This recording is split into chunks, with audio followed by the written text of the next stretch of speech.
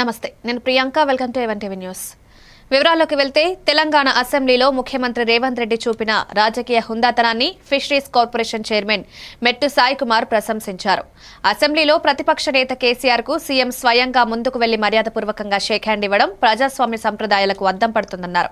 ఈ సందర్భంలో కేసీఆర్ కూడా నిలబడి స్పందించడం సభా సాంప్రదాయాలకు తగిన విధంగానే ఉందన్నారు. అయితే ఇదే సమయంలో కేటీఆర్, పాడి కౌశిక్ రెడ్డి కూర్చునే ఉండడం ద్వారా రాజకీయ అహంకారాన్ని చాటారని విమర్శించారు. ప్రజాస్వామ్యంలో పరస్పర గౌరవం, హుందాతనం ఎంతో ముఖ్యమని, సీఎం ప్రవర్తన రాజకీయ నాయకులందరికీ ఆదర్శంగా నిలిచిందన్నారు.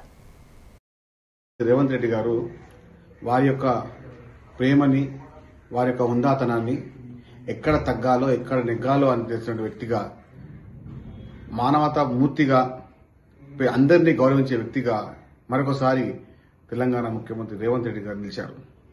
అసెంబ్లీ సాక్షిగా ఆయన చేసేటువంటి ఈ హుందాతనమైనటువంటి రాజకీయానికి తెలంగాణ ముఖ్యమంత్రిగా మరొకసారి ఆయన పేరు ప్రతిష్టలు ఆకాశాన్ని అంటాయి.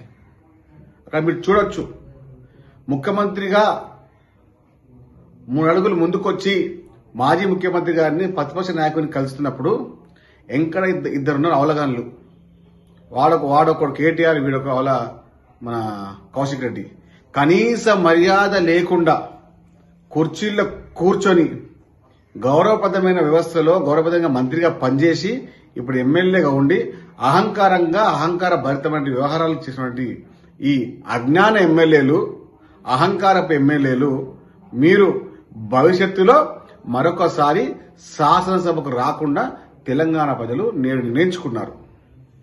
కేటీఆర్ని గాని కౌశిక్ రెడ్డి గాని మరొకసారి శాసనసభలో వచ్చే అసెంబ్లీ ఎన్నికల్లో శాసనసభలో రానివ్వకుండా వారు చేసినటువంటి ఈ చిల్లర పనికి కూడా తెలంగాణ ప్రజలు చీచి అంటున్నారు. కాబట్టి అలాంటి అజ్ఞానపు శాసనసభ్యులు కల్వకుంట్ల తారక రామారావు, పాడి కౌశిక్ రెడ్డి, మిమ్మల్ని మీ అహంకారాన్ని తెలంగాణ ప్రజలు చూశారు, గమనించారు.